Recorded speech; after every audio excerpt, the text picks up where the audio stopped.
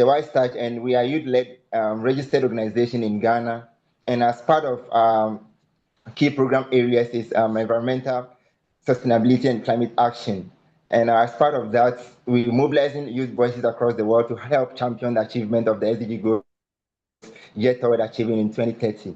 I am Wisdom Junior. I'm the founder and the president of the Wise Touch, and I'll be glad to be your host. So I would like to welcome my brother Alphanel Osuajiman joining us from UK. Bro, please, you are welcome. The floor is yours. Thank you. All right, thank you so much for the opportunity. So my name is Afani, as you've already introduced me to the audience, and so I'll just go straight away into the presentation. So I'll start by sharing my screen, and just give me a thumbs up if you're able to see my screen. I'm sharing now, so just give me a thumbs up if you're able to see my screen. Sure. All right, yeah, thank you so much. All right, so we are discussing Africa's youth voices for the Sustainable Development Goals, and I'll be talking and taking the arguments in the direction of why youth leadership is critical to sustainable development in Africa. Now, why is the youth important when it comes to the sustainable development goals, especially here in Africa? The main reason why all of these things are needed and very important to us as Africans is the fact that as it stands now, Africa is the youngest continent in the world, with about 60% of Africans under the age of 25, which means that most of the things that we are looking to achieve in the future by 2030 most of the beneficiaries are going to be the youth who are below the ages of 25 and are in Africa. And so as such, we cannot go ahead to do the youth development goals without any youth involvement or any youth leadership, because the youth are going to be very important, and we need to get them involved in all these goals that we are trying to achieve, because they are going to be the beneficiaries in the future. And so I'll first of all continue to say, why does the youth matter for the Sustainable Development Goals? One, like I've already explained, they are the largest stakeholders when it comes to development outcomes, because definitely in a few years to come, they are going to be the new adults in the system, and they are just going to be the ones to benefit from it. Also, the youth are the ones who are mostly affected by the various issues that we are trying to tackle, that is unemployment, inequality, and climate change. Also, the leaders, they are going to be the leaders for today and not tomorrow.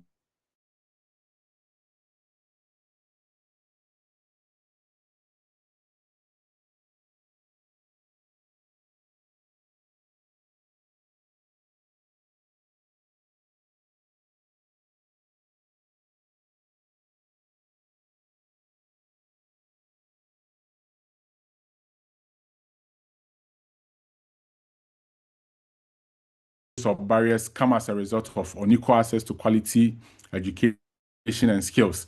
As we can see, and when we check the data and the statistics across Africa, access to education is really a problem, and it is impeding the development or giving us a challenge for us to be able to achieve these sustainable development goals, especially for the goal for education, where the goal seeks to empower people to get into trainings, get knowledge, and also be trained for them to get something to do for themselves. And so that is a major challenge when it comes to Africa's development with regards to the sustainable goals. And also high exposure to climate and environmental risk. We can attest to the fact that most of the impacts that comes from climate change can be, the effect mostly comes to we in Africa. We are also the least people who pollute the environment, as Africa isn't really industrialized. And so these are some of the challenges that we face as youth, and these are some of the things that are stopping us from achieving the goals. Now we would move on to and zoom in into living the SDGs daily. You know, the SDGs are real life experiences for every African youth, being it in the health sector, education, jobs, that is tackling unemployment and climate. It's a reality every day. We see it everywhere. You hear people say, I'm done with school, I have a degree, but I don't have a job. You hear people say, oh, recently it used to, at this period, it used to rain, but nowadays the rains are not coming any longer and it's just the sun that is shining. These are experiences that we all go through and we all experience every day. And so there needs to be consideration of the youth perspective in formulating solutions to the challenges that we face because they've lived their experience and they are the ones who would be able to come up with practical solutions to these challenges. When it comes to the African youth as an SDG solution drivers, what can be done to get the youth involved for them to be the main people to drive the getting solutions to the various SDGs that has been set?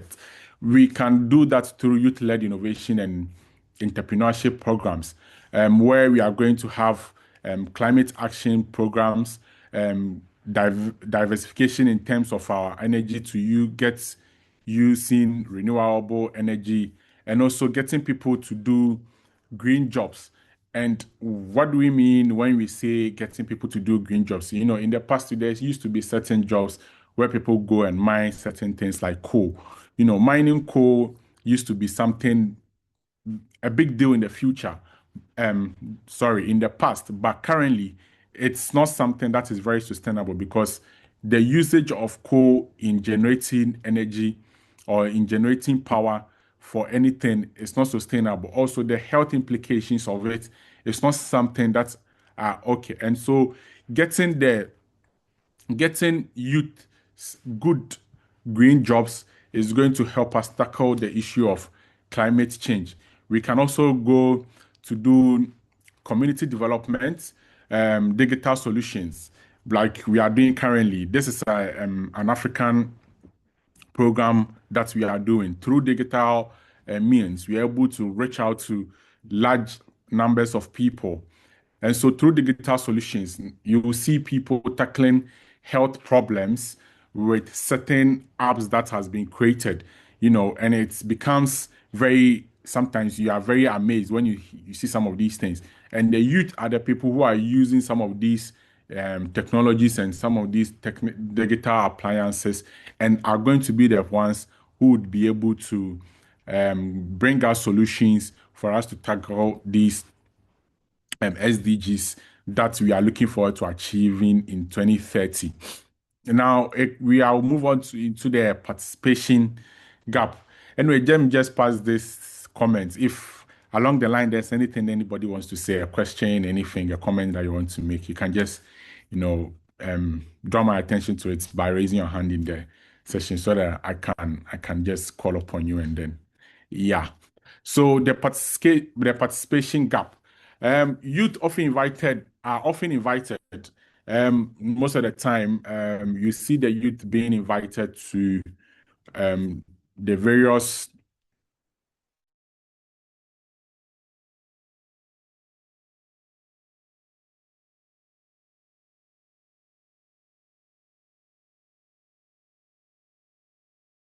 they it's like they are just doing some of these things to create the narrative that they are having youth participation, but are not really empowered and are also not really giving the right things for their impact to be felt. And so consulting us without any decision-making power doesn't help us to be able to achieve these goals when it comes to the youth. And that is why I have put there that tokenism limits impact and trust, because at the end of the day, what sometimes they get to do is they just give us the platform for us to come there, but they don't really empower us to put in place strategic solutions for us to tackle some of these challenges and problems that we are facing. And as a result, we would have to find a way to empower the youth to bring up strategic solutions to some of these challenges. And what are we going to do to get a meaningful youth inclusion, and how is it going to look like? Now, this is going to be in a way of formal representation in decision-making spaces. For instance, when we look at the structure of the United Nations, even though most of the time we see our leaders, our presidents, our diplomats, and our foreign ministers go there to present ideas and to present solutions to the various challenges that we have. But we usually do not have a block where it's going to say, this block is just for the youth.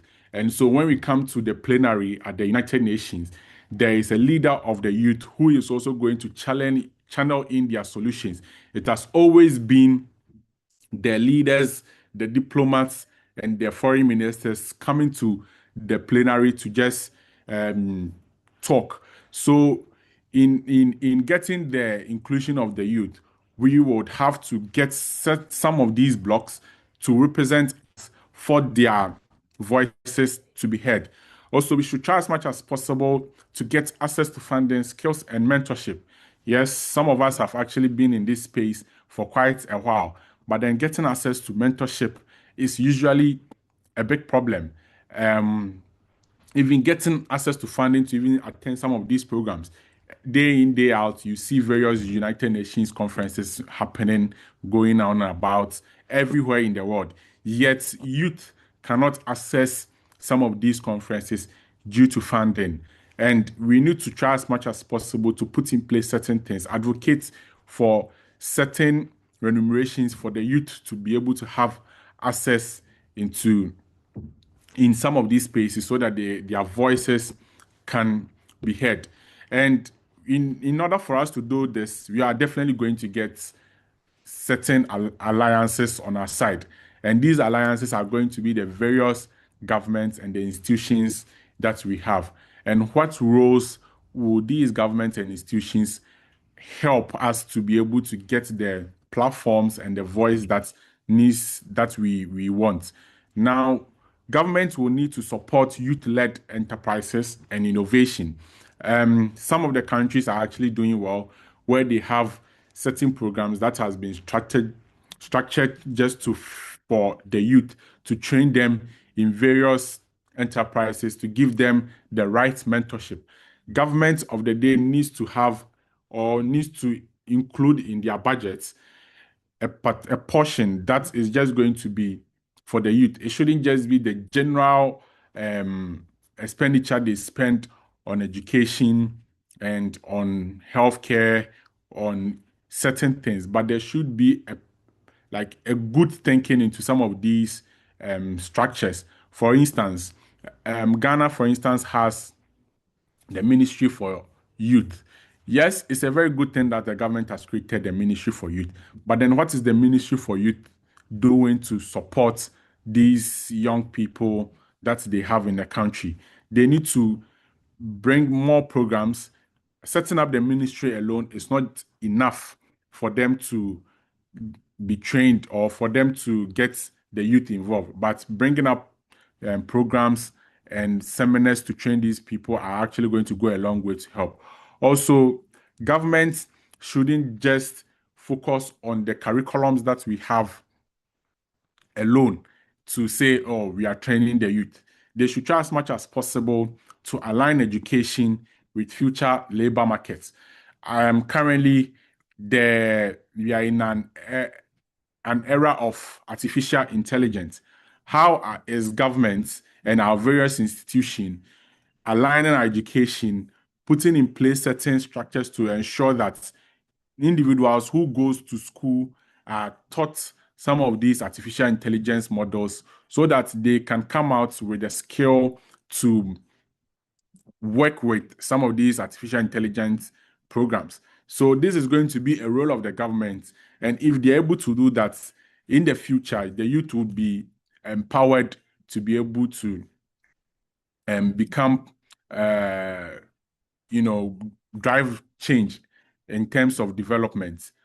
When it also comes to the role of development partners, I mean, we know of so many development partners. I mean, this platform that we are even speaking on is part of the development partner. It's a development partner because we come here, they give us the opportunity to also, say something, bring up our ideas. There should be direct funding for youth-led initiatives. Most of the time, some of these development partners just do certain things. Yeah, and it's good. They will invest in probably getting water for a community, but getting the water for community is not enough, or it's not a futuristic program to be done. Because if you are able to fund youth-led initiatives, let's imagine, for instance, a development partner has come into your community, establish a community-based library where individuals can come in, read, get access to computers, be able to use some of the softwares over there to develop themselves, get into universities, do projects, come up with ideas. What do you think the benefits are going to be after this young person has undergone all these training, gotten all the necessary funding?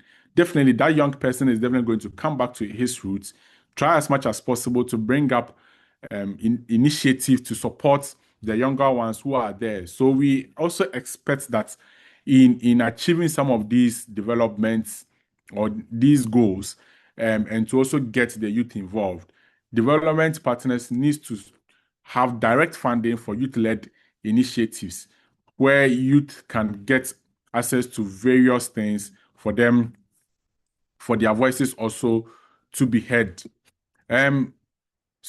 Apart from direct funding, they can also invest in let's say a scholarship scheme, for instance, where individuals get the opportunity to various universities, because most of the time, access to education is normally limited by funding.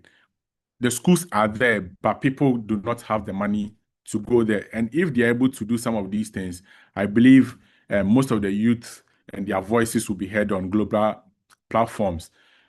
In conclusion, I would say Africa is a young continent, like I started with. The future of the world is African youth. And so empowering us and preparing us is actually going to accelerate SDG progress and is going to move us from where we are now to becoming world leaders and bringing up the right solutions that we need as a people. Thank you very much for the opportunity. And my sister, Boshengwa from Botswana. Sorry if I made your name. Boshengwa from Botswana. Please, the floor is yours.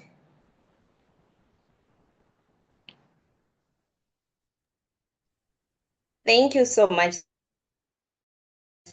Thank you for the platform and the opportunity. My name is Matlogonolo Motshegwa. Matlogonolo simply means unmerited favor, and you can just call me Meti. I am all the way from Botswana. I'm a youth leader. I am the founder and president of Visionaries Club, and I am the former a member of the Youth Advisory Committee under the leadership of the former First Lady of the Republic of Botswana. And I'm also a business lady in terms of entrepreneurship. I'm the CEO of Metador in Seychelles. And I think today is one of the implementers. We are the implementers. And we are the implementers of the SDGs. And we are also accountable partners, accountability partners to say.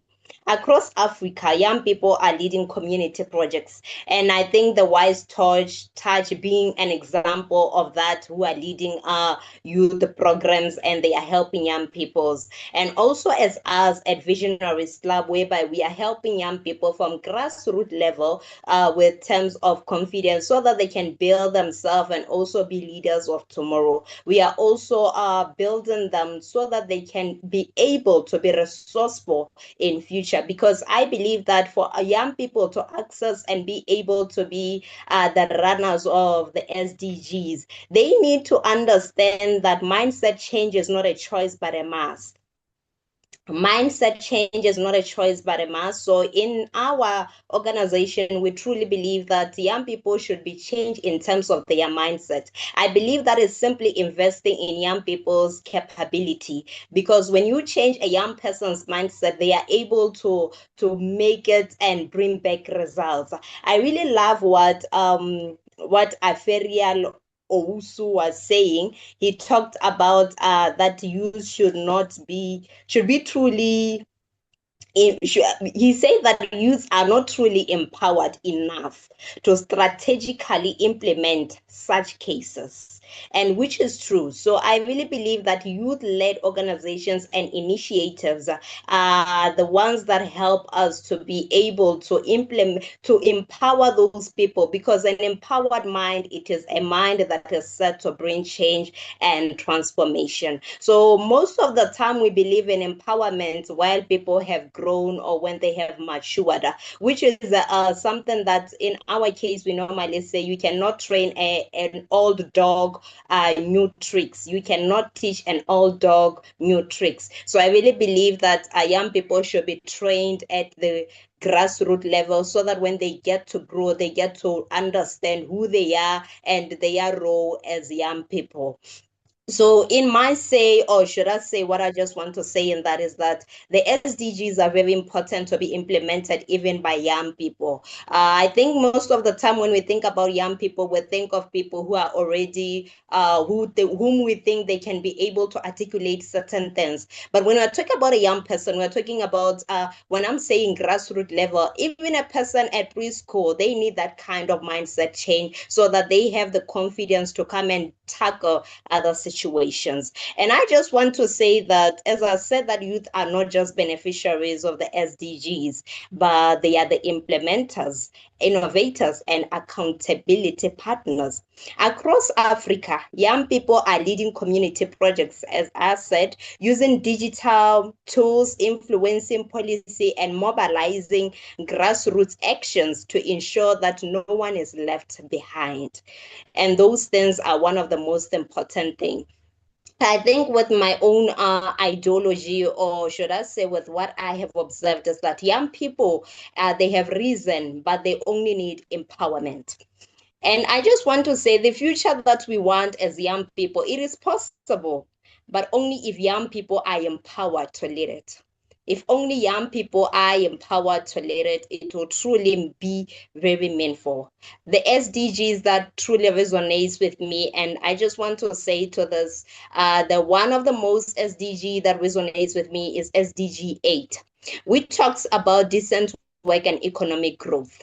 When we're talking about decent work and economic growth, I really think it truly addresses issues of, as it does, issues of youth unemployment and also entrepreneurship and advocating for decent works. So what I'm saying, as he said in the past presentation, that if we are unemployed as young people, we are unemployed, we have degrees, we have our PhDs, but still unemployed. But if decent works can be created, I believe that issues that keep on coming up and popping up into our faces, such as gender inequality, those issues can easily be managed, because some things that are happening as gender-based violences and all those, that are due to the cause of unemployment, and also where youth end up in places in which they do not belong. Because when I'm talking about self-awareness, sometimes a person can be transformed mentally, but when they are at a certain level, they achieve their academical level well, and yet they don't get the decent jobs. That that can cripple a person's mentality. And now going to say, without decent work for young people, sustainable development remains incomplete.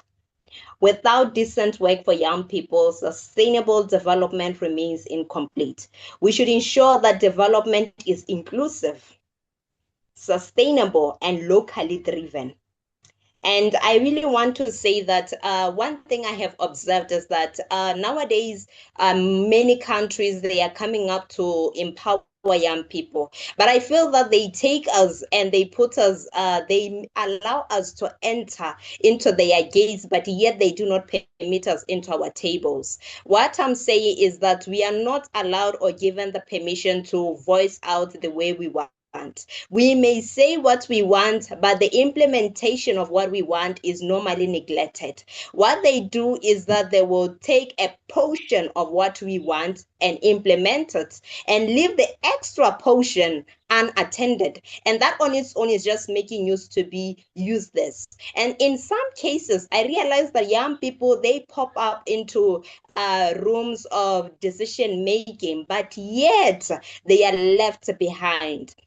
What do I mean is that you find that the youth are not the financial deciders or financiers of whatever dream and strategies that they come with. So they have to bend to someone, and bending to someone, it takes their power, leaving them vulnerable. So I just want to say that if only young people could have been given both access to the key, they could have been given both the key and access to the door, they could actually bring dramatic change. And truly, I'm telling you, by 2030, we could not be suffering. We could now be celebrating young people of impact if only they were not limited. So I think those were the only things that I just wanted to stress out and say, young people, I truly want to say it out loud that young people are they are hungry for change. They are thirsty for a shift. But you know what? But they are not given what it takes. They are not helped. I think that people are stretching their hands, or should I say people at greater tables, they are stretching their hands towards youth, but they are not completely embracing them. If only we could be embraced with our differences, because our ideas are not the same with the people of the other generation. But I just want to say that young people are hungry for change. If only being given the opportunity, they would rise and make countries proud. And I just want to say to young people who are there and who are listening to me as my last word, that young people, you have what it takes to go forward. You have what it takes. If only you stop being a competition and begin to embrace what you call partnership. And I'm telling you, the change you will make, it will be a change that will be taken into generation, the likes of Nelson Mandela. And people will remember you as the Martin Luther Kings of your generation. And all in all, I just want to say, young people, I will leave you with a quote that resonates with me. Be the change you want to see in the world, by Martin Luther King, by Mahatma Gandhi. Thank you so much. That's all I wanted to say. So without much ado, I would like to welcome my brother James Madaraka Labalin from Kenya. He is the Peace Building and Environmental Justice Advocate. Hello, my brother. Yes, good morning, good afternoon, and good evening, everyone.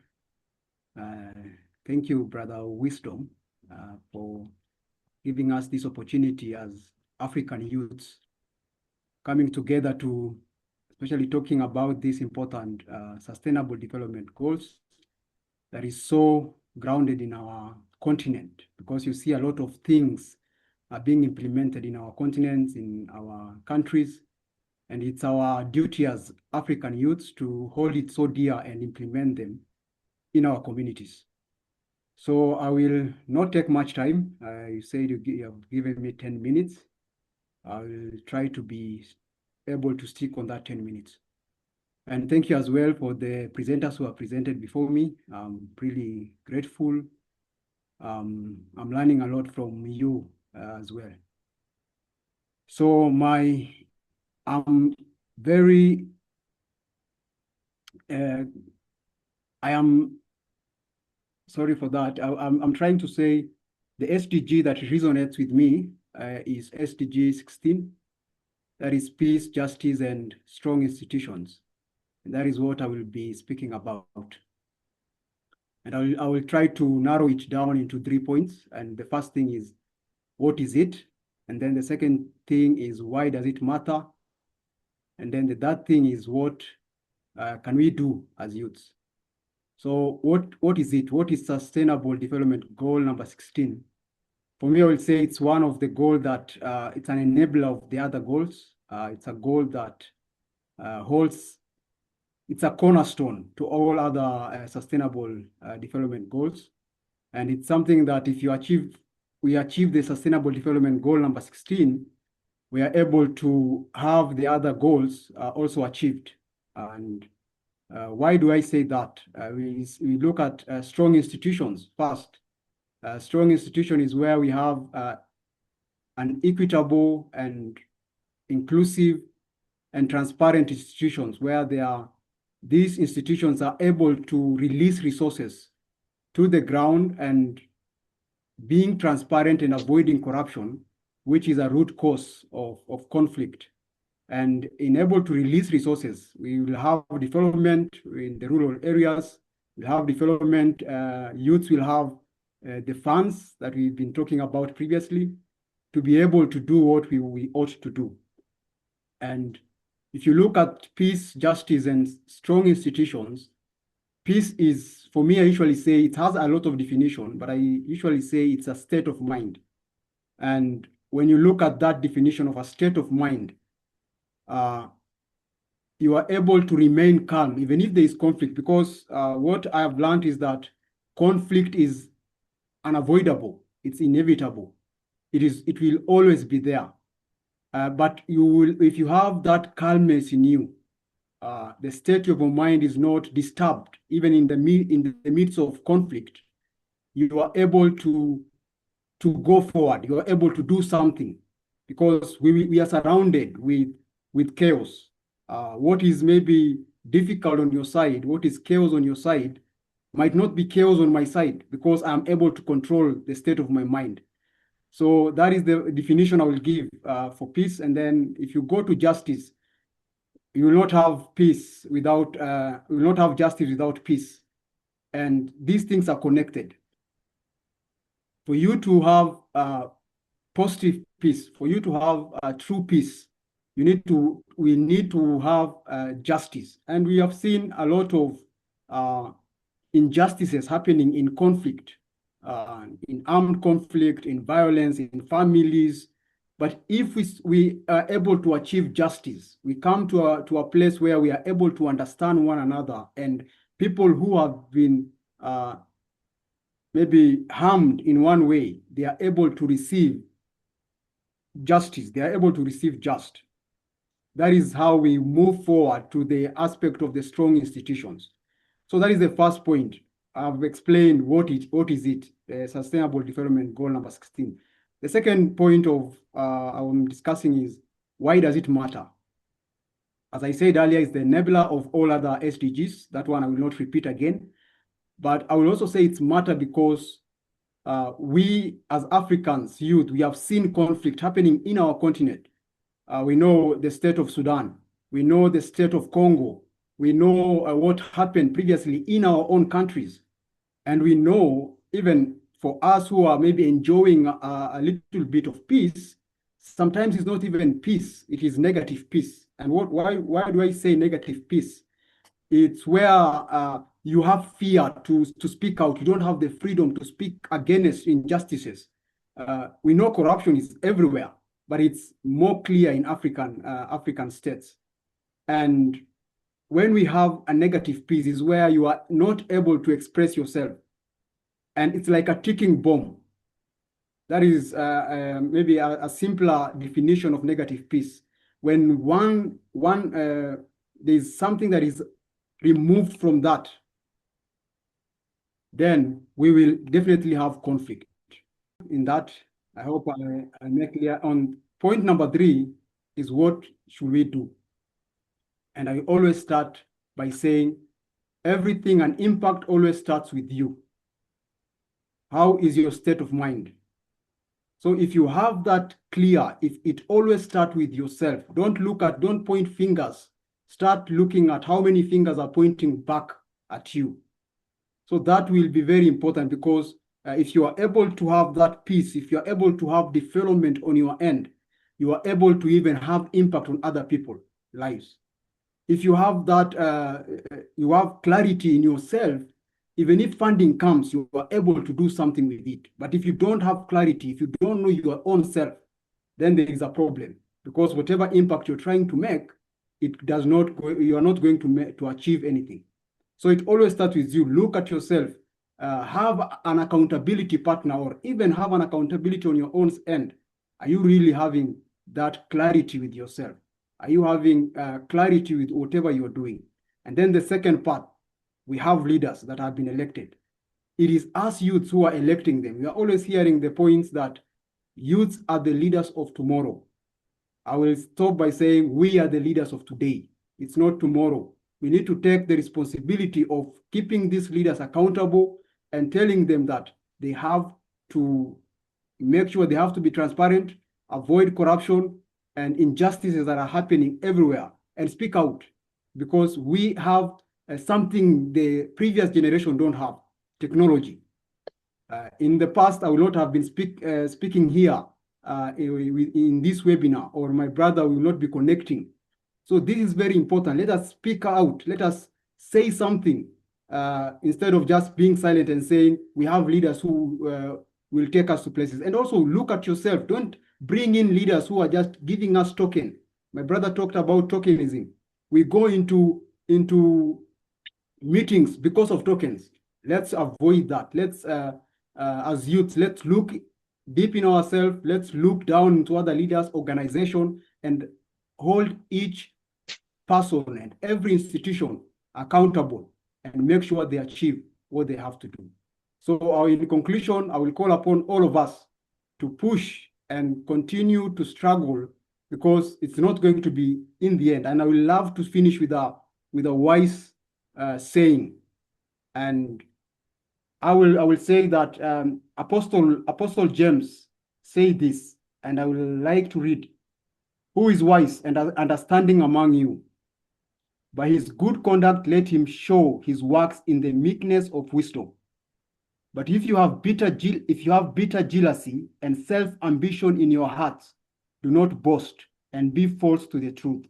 This is not the wisdom that comes down from above, but it's ugly and spiritual, demonic.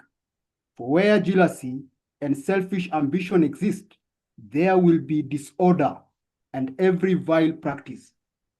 But the wisdom from above is first pure, then peaceable, gentle, open to reason, full of mercy, good fruits, impartial and sincere.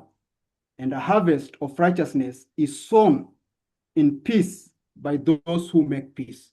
So I will call upon all of us to make peace and be peace builders.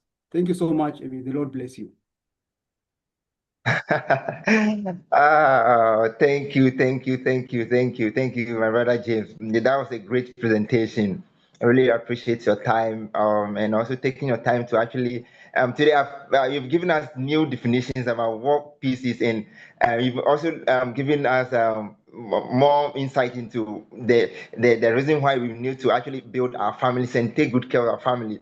No wonder the Bible entrusted us to make sure that before someone will get hold or take any position in the church or any public gathering, you are supposed to be in charge in your home before you go out there to be in charge.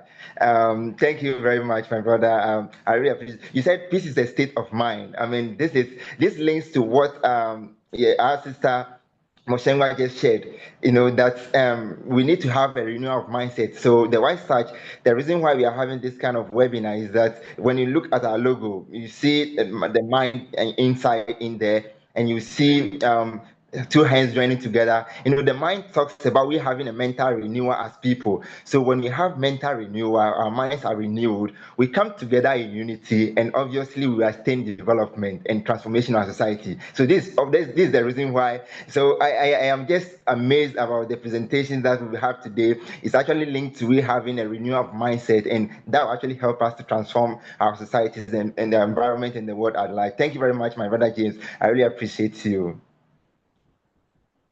My name is Cassia Mananga, and I'm from Angola. I'm a young delegate of United Nations and International Relations Specialist, and I hold a master's in diplomacy negotiation.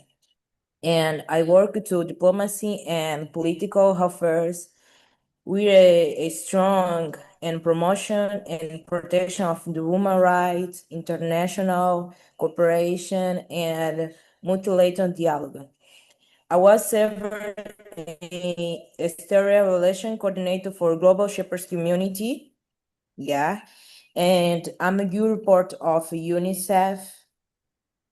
So the idea is not only to show the people that I can do everything, but the idea is to show the people that we can make a difference in the world.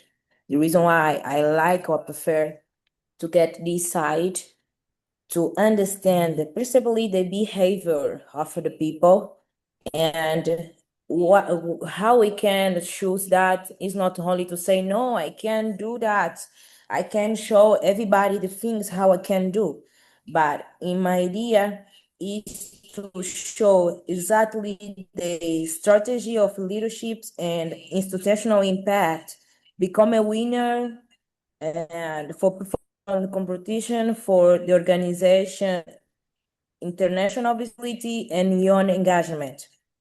The reason why I prefer to be a multilingual professional, like polyglot, because in that moment I speak 8 language. The reason why I can't understand they had a friend you say, no, sorry, I can't speak English, only French. Because see, I can speak too French. Yeah. So I think that about international, I work into sport journalism. I write article for newspaper of Angola, and I'm a translator for embassy Chinese, Korean, USA. Yeah, I think I don't use that. Maybe the other I just forget. But that is embassy. I'm in that moment. So every day, every moment, when you need hard service, I'm there for help you.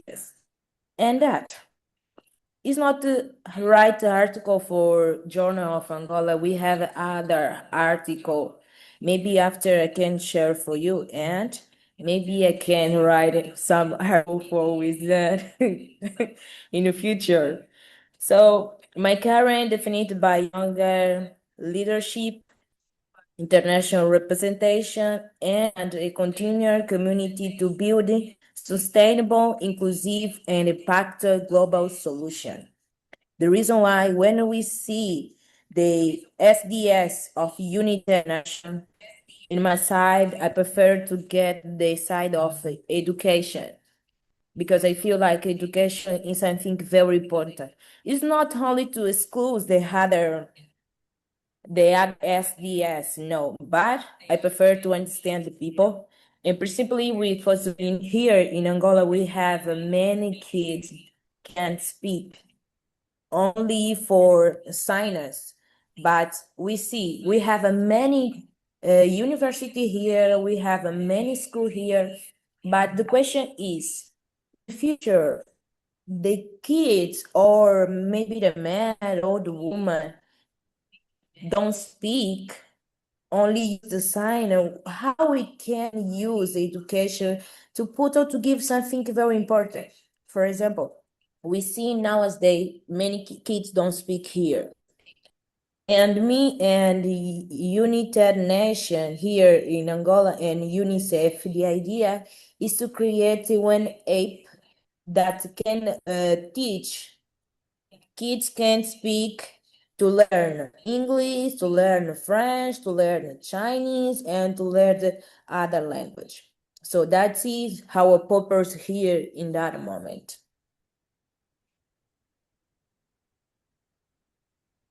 I don't speak so much, right?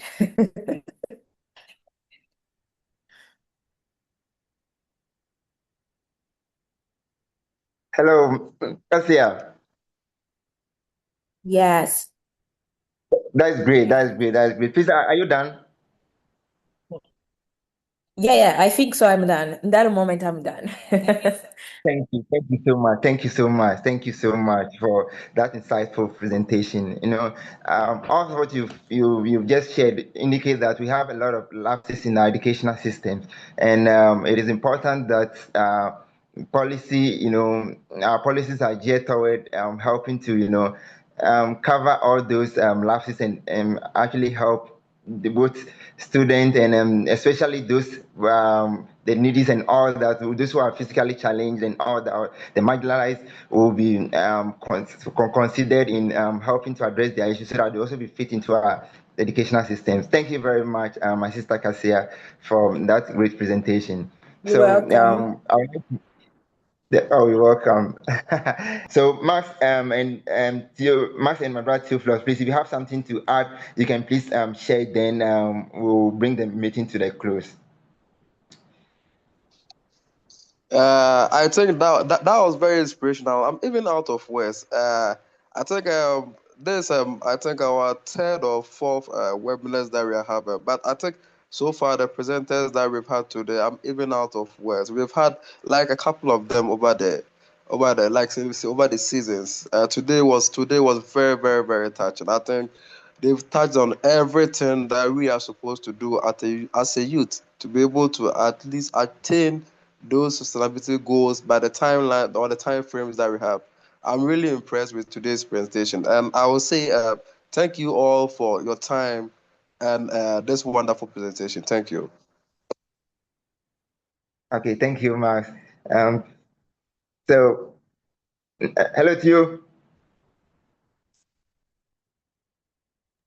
Yeah. Okay, please, if you have something to share, then I think Eugene is there. Then if you have something to share, please let us know. Well, personally, I'm highly impressed with the presentation they all made. It means that we all have Africa and the world at large. We have the development and sustainability at heart. And it's good that they have pinpointed some point like the youth are passionate for transformation, sustainability, and being ready to help move the world to the next step. And we are actually the ones that could champion these things. And this is the right way. We should all have that mindset, like they mentioned, and move the world in the right direction. Yeah, so we want to say thank you to everyone for this insightful input into this program. God bless you all. Thank you very much. And Eugene, please, you can also share what you have for us.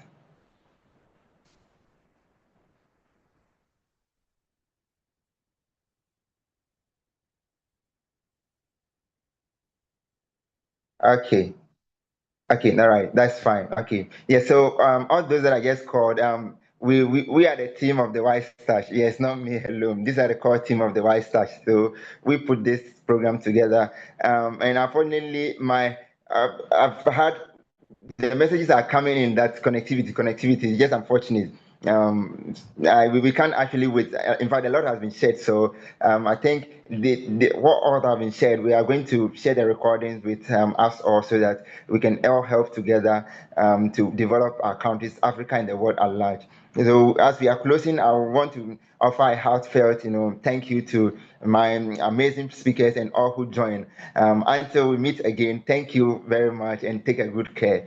The White Stash, we implement solutions on the earth. Thank you. Bye for now.